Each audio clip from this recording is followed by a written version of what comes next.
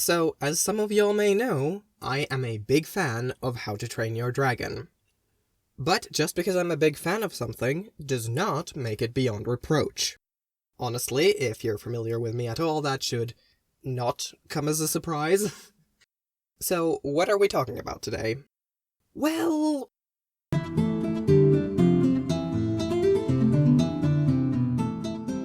some of you may be looking at this title asking, what the hell I'm talking about?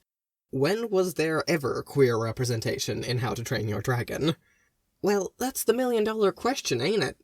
If you were around back in, 2014, you might remember just a shit ton of headlines about how in the new How to Train Your Dragon movie, Gobber the Belch, Stoic's right-hand man and Hiccup's mentor, would be coming out as gay. As we all know now, this is usually the biggest, brightest, neon-est sign there is, but back then we were not quite as jaded. I was a young lad of but 15, and I actually managed to avoid all of these articles until after I'd seen the movie. And my reaction was, I'm sorry, he did what?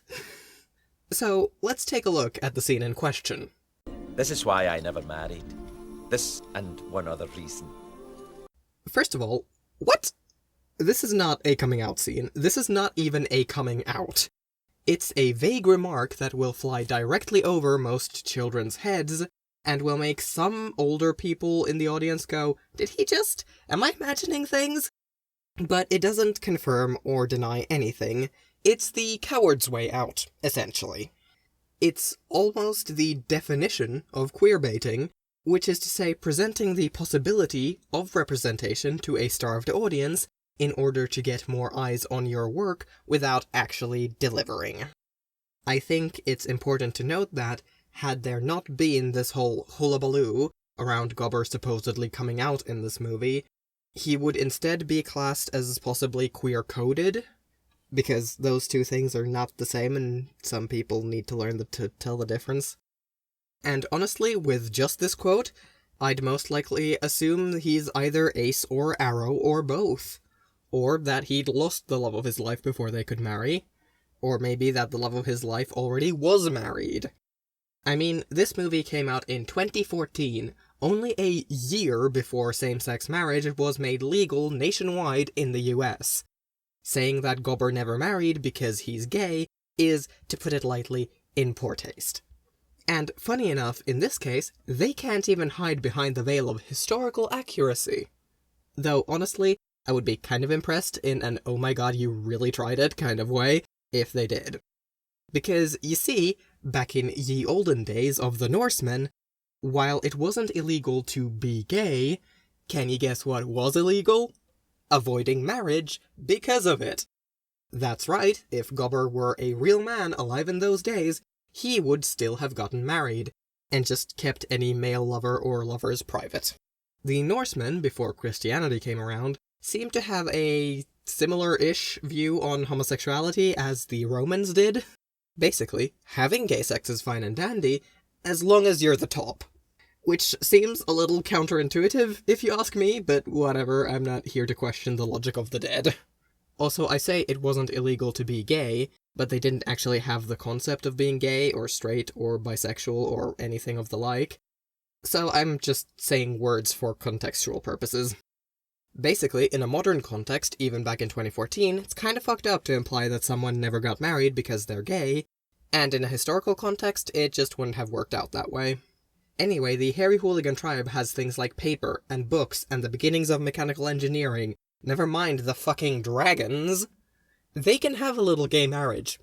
As a treat. Now, if the story ended here, it would be a tale that at this point is so familiar it's become a meme. Just another name to toss in the growing pile of out-gay characters we keep being promised, only to be met with this, or this, or this, or any of these. But the story, unfortunately, does not end here. Because now we come to the last movie in the trilogy that, while I do like it, and I think it provided a nice kind of bittersweet conclusion to the story, fell very short in two main areas. The first being Snotlout with his weird, whatever the fuck this thing is he has for Volca. Dude, do you want to be her son or her boyfriend? You gotta pick one. This is just ew. Extra double ew if you remember that in the books, Snotlout and Hiccup are cousins.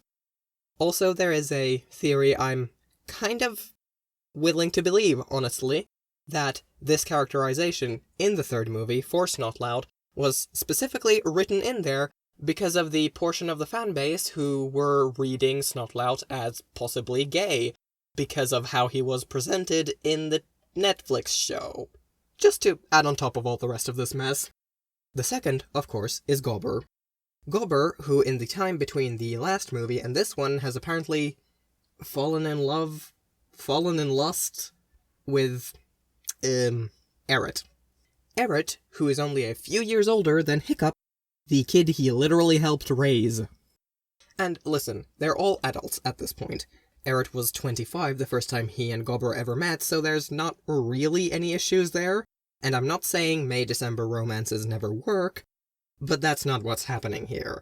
Because Gobber spends the entire movie just going on and on about how attractive Eret is, and Eret does not reciprocate, or even slightly indicate that the feeling is mutual. It's literally just the trope of an older gay man going after significantly younger men, but played for a laugh.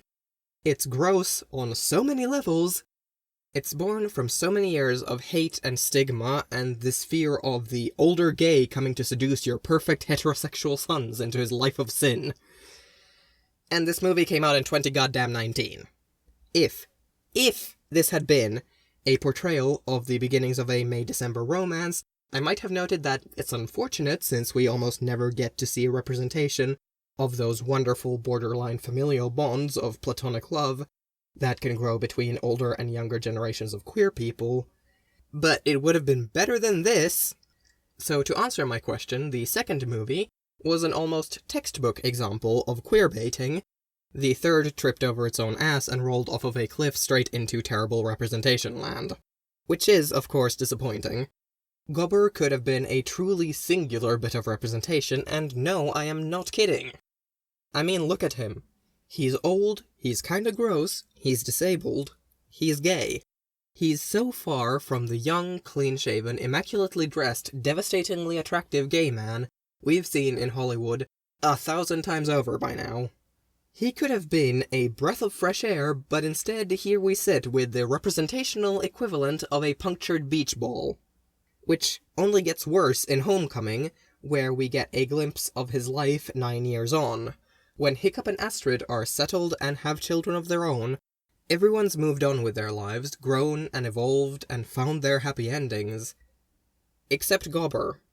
He's practically coming apart at the seams, unable to move on or find any peace. He's openly and obviously still grieving Stoic just as intensely as if he'd died yesterday, and no one cares? No one tries to help him? He should be the closest thing to a grandfather that Zephyr and Nothing have, but instead we get this. We're supposed to find this funny? This man was practically a second father to Hiccup. He's the reason Hiccup had the know-how and the tools to help Toothless in the first place. And I'm supposed to believe he'd be content to just sit back and watch him deteriorate like this? I know it's been established that Gobber despises taking baths, claiming a belief that Vikings are supposed to stink, which, wow. I know I say I don't care about historical inaccuracies in this series, but oh boy, that is a big one. But previously, he had friends and family around who'd bully him into it. That in and of itself is already concerning, that he'd have to be pushed into taking care of himself. I know he's supposed to be a comic relief character, but looking at this, it's not funny. There's obviously something wrong, and it seems to only have gotten worse since the series ended. I've talked a little bit about my own struggles with mental health on this channel, but I don't think I've ever gotten into specifics.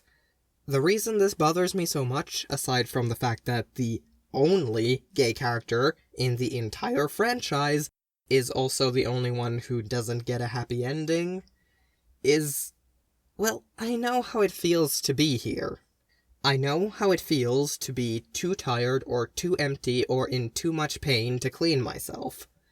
I know the feeling of oily hair against my neck and the smell of clothes that have been worn for far too long because I just don't care enough to take care of myself.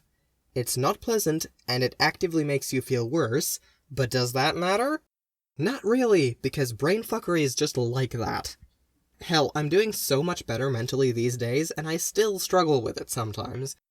Both for physical and mental reasons.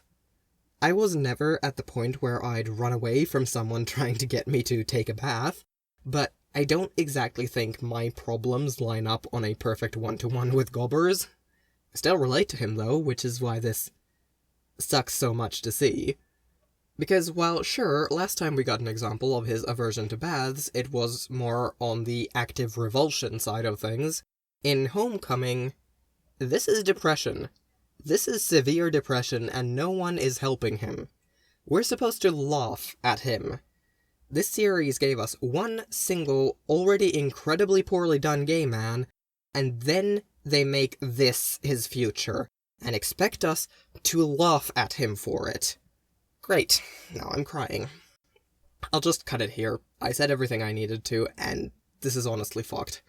I just didn't realize how fucked until I actually started looking at the whole picture. Thanks for watching this video. If you liked it, consider liking it and maybe subscribing. I will be back here Thursday after next. Bye.